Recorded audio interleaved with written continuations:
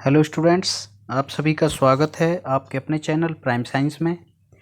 बच्चों, इस वीडियो में आज हम समझेंगे आज की क्लास 7th की वर्कशीट नंबर 25। ये वर्कशीट चैप्टर 2 प्राणियों में पोषण से रिलेटेड है। बच्चों, यदि आप हमारे इस चैनल पर नए हैं तो हमारे इस चैनल को सब्सक्राइब कर लें और बेल आइकन को भी प्रेस कर दें।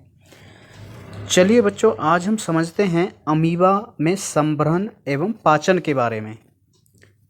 आज हम जानेंगे अमीबा क्या होता है और ये कहाँ पाया जाता है। देखिए, आज कक्षा में विज्ञान विषय की अध्यापिका भारती ने छात्रों से पूछा, क्या आप किसी ऐसे जीव का नाम जानते हैं जो मुंह व पाचन तंत्र के बिना ही भोजन का पाचन कर सकता है।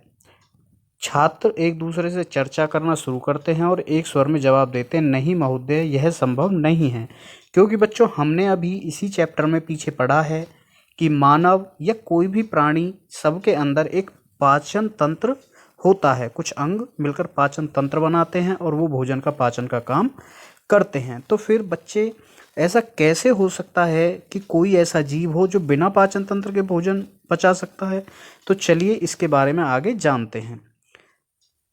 देखिए, अमीबा एक ऐसा जीव है जो एक कोशिकीय जीव है और एक जिसकी कोशिका झिल्ली होती है और वह कोशिका द्रव्य में बुलबुले के समान अनेक धानियाँ रहती हैं।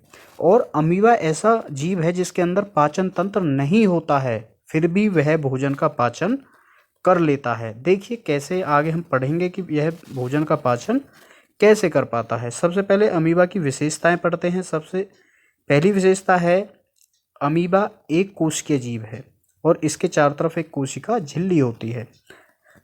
कोशिका में एक गोल सघन केंद्रक होता है। कोशिका द्रव्य में बुलबुले के समान अनेक धानियाँ होती हैं। हम अमीबा को नंगी आंखों से नहीं देख सकते हैं और अमीबा निरंतर अपनी आकृति व स्थिति बदलता रहता है। ये बहुत ही सूक्ष्म जीव है जो गंदे पानी में मिलता है। देखिए, यह है अमीबा का चित्र। अमीबा कुछ इस तरह का दिखता है।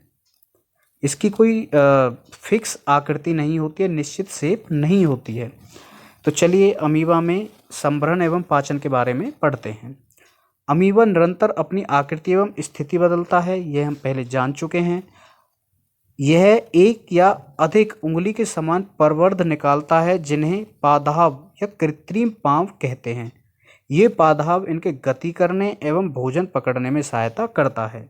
देखिए स्टूडेंट्स, आप यदि इसे ध्यान से देखेंगे तो ये अमीबा है, लेकिन इस जब अमीबा को आप आगे देखेंगे तो इसमें ये दो पैर से हमें दिखाई देते हैं कि पैर जैसे इसके पैर निकल रहे हों, लेकिन ये वास्तव में पैर हैं नहीं। ये जो हमें दिखाई देते हैं ये हम पादाव कहते हैं। ये पादाव इनके चलने में, मतलब पानी में तैरने में और भोजन को पकड़ने में इनकी हेल्प करते हैं। अब चलिए आगे देखते हैं। अमीबा कुछ सूक्ष्म जीवों का आहार करता है। खाद्य पदार्थ उसकी खाद्य धानी में फंस जाते हैं और खाद्य धानी में ही पाचक रस स्रावित होते हैं। देखिए, ये खाद्य धानी है जिसको हम पादाव कहते हैं। इसके बीच में जो ये आप होल देख रहे हैं, गैप है, इसको हम खाद्य धानी कहते हैं और भोजन के कण यहाँ पर फंस जाते हैं। यहीं पर पाचक रस निकलते हैं जो उस भोजन का पाचन कर देते हैं। उसके बाद ये पचा हुआ खाद्य धीरे धीरे इसके शरीर में अवशोषित हो जाता है और अवशोषित पदार्थ अमीबा की वृद्धि, उसके रखरखाव और उसके गुणन, मतलब उसके जनन में हेल्पफुल होता है, उसका हेल्प करता है।